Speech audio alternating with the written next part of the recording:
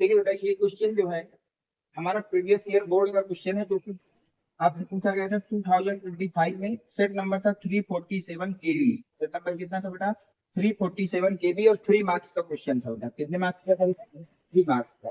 पूछ रहा है क्या होता है जब क्रोमाइड अयस्क वायु की उपस्थिति में पोटेशियम कार्बोनेट से क्रिया करता है। किससे क्रिया करता है बेटा? पोटेशियम कार्बोनेट से। तो देखिए रिएक्शन कैसे करेंगे, ध्यान समझिए इस बात को। बोला है क्रोमाइड अयस्क Fe Cr2O, Fe Cr2O4 को बोलते हैं बेटा क्रोमाइड अयस्क। इसको क्या बोलते हैं बेटा? क्रोमाइड अयस्क। अब उन्होंने कहा है कि इसकी रिएक्शन वायु की उपस्थिति में बेटा, वायु की उपस्थिति में किसके साथ करेंगे? Potassium carbonate K2CO3। इसको बोलते हैं बेटा हम लोग पोटेशियम कार्बोनेट। इसको क्या कहते हैं बेटा? Potassium carbonate. जब यहां से क्रिया होगी, देखिए एक बात हमेशा याद रखिए, किसी भी रिएक्शन में अगर कार्बोनेट भाग ले रहा हो बेटा, कार्बोनेट या बाई कार्बोनेट, तो वहां पर CO2 जरूर बनेगा। तो सबसे पहले मैंने बेटा CO2 बना दिया। अब यहाँ से क्या होगा बेटा, जो क्रोमाइड अयस्क है ये बना लेगा पोटेशियम डाइक्रोमेट। ये बना देगा पोटेशियम क्रोमाइड। क्या बना देगा बेटा? पोटेशियम क्रोमाइड। कैसे बनेगा इसको समझिए ध्यान से। यहां से बनेगा बेटा पोटेशियम क्रोमाइड। क्या बनेगा बेटा? पोटेशियम क्रोमाइड। फार्मूला होता है K2Cr O4, पोटेशियम क्रोमाइड। और साथ में बनेगा बेटा फेरिक ऑक्साइड। साथ में क्या बनेगा बेटा? Ferric oxide. तो याद रखना बेटा, इसको हम लोग कहते हैं पोटेशियम क्रोमेट। इसको क्या कहते हैं? Potassium chromate. और ये आपका है बेटा फेरिक ऑक्साइड। इसका क्या नाम है बेटा? Ferric oxide. ये है कार्बन डाइऑक्साइड। अब बैलेंसिंग की बात कर लेते हैं, इसको बैलेंस कैसे करेंगे।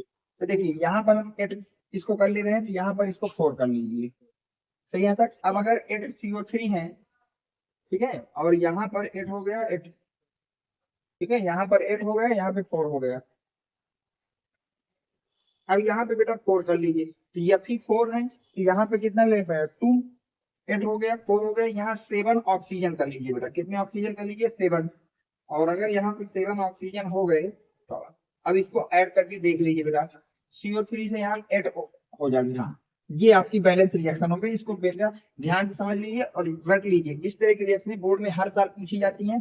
इतना आपको लिखना था, तो इसके 1 मार्क्स आपको दिए जाते कि जब आप बेटा क्रोमाइड अयस्क को वायु की उपस्थिति में पोटेशियम क्रोमेट के साथ गर्म, पोटेशियम कार्बोनेट के साथ गर्म करते हैं, तो वहां से पोटेशियम क्रोमेट, फेरिक ऑक्साइड तथा कार्बन डाइऑक्साइड हमको प्राप्त होती है।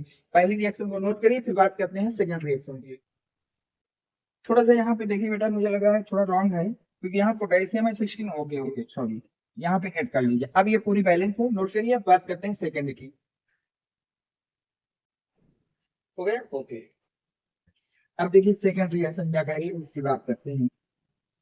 बी नंबर कह रहा है पोटेशियम डाइक्रोमेट। तो K2Cr2O7, इसको नाम बेटा पोटेशियम डाइक्रोमेट। इसका क्या नाम बेटा? Potassium dichromate. इसकी रिएक्शन कराना है बेटा फेरस सल्फेट की उपस्थिति में। तो ये हो गया बेटा हमारे पास फेरस सल्फेट, या FeSO4 को फेरस सल्फेट बोलते हैं। और किसके साथ कराना है? सल्फ्यूरिक अम्ल की रिएक्शन में बेटा। ये हो गया हमारे पास सल्फ्यूरिक फ्यूरिक एसिड। अब देखिए इस रिएक्शन में क्या होगा बेटा, ध्यान समझिए। सबसे पहले बनेगा बेटा पोटेशियम सल्फेट। पोटेशियम सल्फेट के बाद बनेगा बेटा फेरस सल्फेट, फेरिक सल्फेट बनेगा। सॉरी, यहां से बनेगा बेटा फेरिक सल्फेट। और यह बन गया पोटेशियम सल्फेट, पोटेशियम सल्फेट।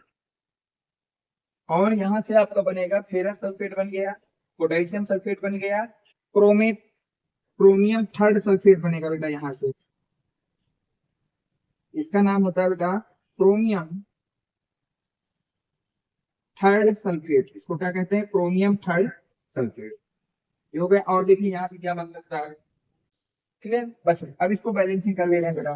तो बैलेंस करने के लिए यहाँ 6 कर लीजिए। अगर ये भी 6 हो गए, तो यहाँ पे हमको 3 करना पड़ेगा बेटा।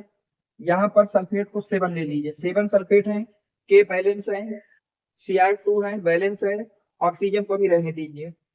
Fe6 है, Fe6 है, सल्फर 6 ये है और 7 ये है, तो 13 सल्फर होने चाहिए। तो देखिए तो 9 ये हो गए, 12 हो गए, 12 हो गए। 12 के बाद ये आपके हो गए 12 और 1 हो गया 13। तो ये भी बैलेंस हो गए बेटा।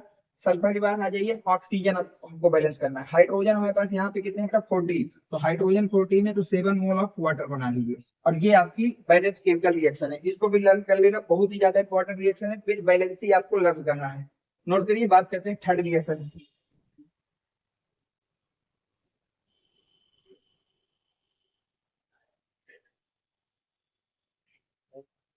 अब देखिए सी रिएक्शन क्या करेंगे बेटा, पोटेशियम पर मैग्नेट। तो पोटेशियम पर मैग्नेट होता है KMnO4।